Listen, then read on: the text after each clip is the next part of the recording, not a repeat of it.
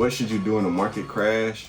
The first thing you should do is you should start to look and analyze and scan for great assets that are undervalued. But the reason we're using the 200 EMA is because it's the strongest, most dynamic support and resistance. But it is the SPX index, where the SPX index holds the top 500 public and most profitable and biggest, most bullish, most greatest companies in America.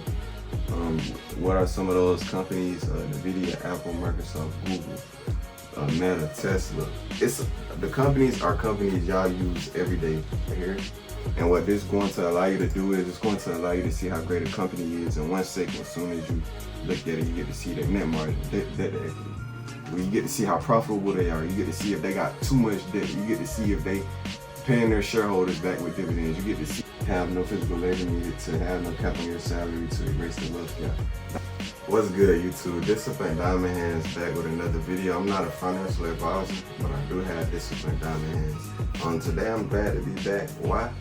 Well, because I get to help y'all build wealth passively. No physical labor is needed, no cap on salary, and it erases the wealth gap. There are some cons to it right there, but I ain't gonna take my time speaking about the cons, because the difference between losers and winners, the losers, they gonna talk about the cons all day. The winners, they gonna talk about the pros all day. We here to win, and that's what we're gonna talk about today. First thing first, what should you do in a market crash? The first thing you should do is you should start to look and analyze and scan for great assets that are undervalued. Anytime something becomes on sale, you want to make sure you're getting the best deal for it, whether it's a car, clothes, jewelry, house, or if you buy boys or girls, you buy people. Anything you buy, you want to make sure you buy low at a great price and sell it at a better price. So today what we're going to do, we're going to go over how to build a watch list and how to find undervalued companies real fast. First thing first, we got to understand, what do we need to help us find undervalued good companies real fast? Well, I'm going to just go over 2 indicators you need, because if you have too many indicators, you won't even make no money, because you're going to have analysis paralysis and you ain't even going to move. First thing first, we're going to add this RSI indicator. The relative strength index is going to tell us when companies are overvalued or undervalued with a simple line graph. As you can tell, once it becomes undervalued, you see what price do. It goes up. Undervalued, price go up. When it becomes overvalued, you can tell the stock market is so strong in the U.S. economy that even when it becomes overvalued, it still gains more value. So hey, that's a benefit and perk for us. But if we buy undervalued, that just means that it's going to be overvalued again. It's just going to increase your net worth. It's going to build wealth passively. It's going to be no physical labor needed. There's not going to be no cap on salary. The only cap is how much you put in is determining how much you get out of it, you know, and that's what everything in life. And but yeah, let's get into the 200 EMA and the RSI. We're going to go right here. We can add the moving average exponential. These are going to be the settings for your indicators. 200 EMA, all this, screenshot and pause. But the reason we're using the 200 EMA is because it's the strongest, most dynamic support and resistance. And as you can tell, the SPX index really uses it as support and resistance. You might be wondering, what is the SPX index? Well, the SPX index holds the top 500 public and most profitable and biggest, most bullish, most greatest companies in America. What are some of those companies? Nvidia, Apple, Microsoft, Google, Meta, Tesla. The companies are companies y'all use every day. Walmart, JP Morgan, Oracle, Visa. I know you use Visa every day, MasterCard every day. Johnson & Johnson, some of them are questionable, but all of these companies are gonna grow because everybody uses them every day and they profit off of everybody every day we use them, you know. But these are some of the great companies in the SPX index. This should be your main holding and main investment, because it's going to be the safest. It's going to be the safest because all of these companies are pretty much profitable and they have a long-term history of growing. Like even Workday I use every day. I use FedEx every day, PayPal trash. now that we have the two indicators set up, I'm going to go over the screener. The screener allows you to find undervalued stocks super fast. I'm going to put on the screen what a lot of these indicators, well, a lot of these ratios and definitions mean.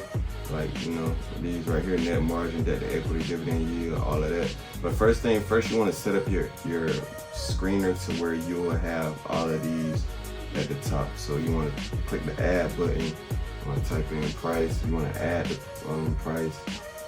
Add price. You want to add the most important stuff. Add dividend yield, because it's important.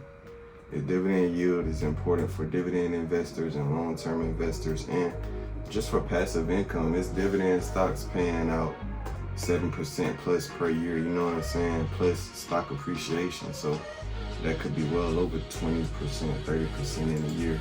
So yeah, you want to add the RSI as well, because the RSI is going to be the main thing we need. Sector, current ratio, debt to equity, net margin. Add those things to the top, and what you want to add down here at the bottom is the things you see right here. So you want to add, put the change, price, RSI, net margin, just type it in and you can add it right here. And what this is going to allow you to do is it's going to allow you to see how great a company is in 1 second. As soon as you look at it, you get to see their net margin, debt to equity. You get to see how profitable they are. You get to see if they got too much debt. You get to see if they paying their shareholders back with dividends. You get to see if they making more money than last year. You get to see, are they returning on their equity? You get to see the current ratio. You get to see the volume. You get to see the sector, and you get to see how much or their continuous dividend growth. So these are the reasons why I use these ratios. But let's check it out, man. First thing first, we want to use a higher time frame just because we long-term investors, and long-term investors is the safest and most best strategy and the safest thing to do to build wealth passively, to have no physical labor needed, to have no cap on your salary, to erase the wealth gap. The higher the time frame, the easier it's going to be for you to focus on these pros. So we'll use the monthly. We'll use the monthly this time. First thing first, we got FI. What is FI? A fintech company. Let's check them out. FI popped up first. I'm already in FI. I got in FI at 69 starter positions, but I'm waiting for them to hold now. I'm waiting for them to hold at a certain level, maybe around this 56 level, or maybe below 50 they'll hold. But look, check this out. The net margin 17%, debt to equity is 0.95%, no dividend yield, free cash flow growth is mid, return on equity is good, current ratio is good. Boom. And no dividend growth, because we don't need a dividend growth out of them for real. General Mills, let's check them out. Yes, are they profitable? Are they good? Yes, their net margin is 15%, debt to equity is 1.6. Dividend yield is 5%. Free cash flow is negative, but what are they doing to get it higher? If they're doing something to get it higher, it's no worries. Return on equity is great, current ratio is good. Yeah, continuous dividend growth. The current ratio is mid. STZ, I believe Warren Buffett brought this. I think I saw that on the news, but their net margin on 12%, debt to equity 1.8. Dividend yield is good, free cash flow is good, return on equity is good, current ratio is. Let's check out some stuff that's under 20 RSI. That's good. Yeah, FLO. Man, I need FLO to start wicking and finding a support area, but it's not trying to do that. It did beat earnings a little, but not by enough. It's also this demand area, but it's not holding. We need to see FLO hold somewhere. And just because it's below 30 RSI, don't mean it's safe. I think pretty much all of these are gonna be trash, because look at the price on it. The lower the price, the more volatile it's gonna be. And we don't want that as long-term investors. We really want blue chip companies. Blue chip companies not at that 20 RSI level yet, but hey, if the market pulled back 10%, a lot of blue chip companies are going to be undervalued, and that means a lot of blue chip companies, they're going to be returning a 50% profit within the next 2 years. Potentially like FI and GIS, STZ. If you miss a company earnings, that's all you gotta do to figure out what they did on earnings and if they fight, you feel me? All you gotta do, go to the, type in that ticker symbol, go to investor relations, and click on that presentation, or just listen to it.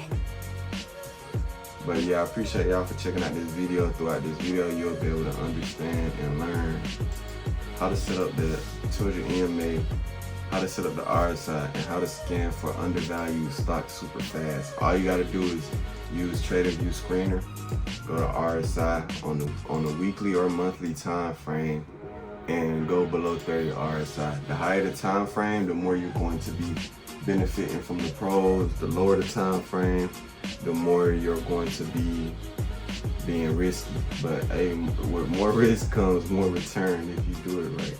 But yeah, we focus on building wealth passively over the long term. So appreciate y'all for tapping in. Consistent videos are on the way.